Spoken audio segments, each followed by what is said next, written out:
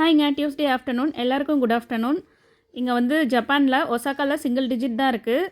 7 degree இருக்குது. பாப்பா பாருங்கள், டிவிக்கு பின்னாடி எல்லாத்தையும் எடுத்து போட்டு வச்சுருக்கா. திங்ஸ் எல்லாம், விளாட்டு ஜாமான்லாம்.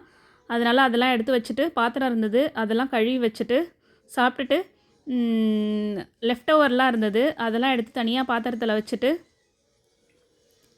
அதுக்கப்புறம் கிச்சன் க்ளீன் பண்ணிவிட்டு ஸ்டவ்வெல்லாம் தொடச்சி வச்சுட்டு பாப்பா கூட ஸ்பெண்ட் பண்ணிகிட்டு இருந்தேன் கொஞ்சம் நேரம்.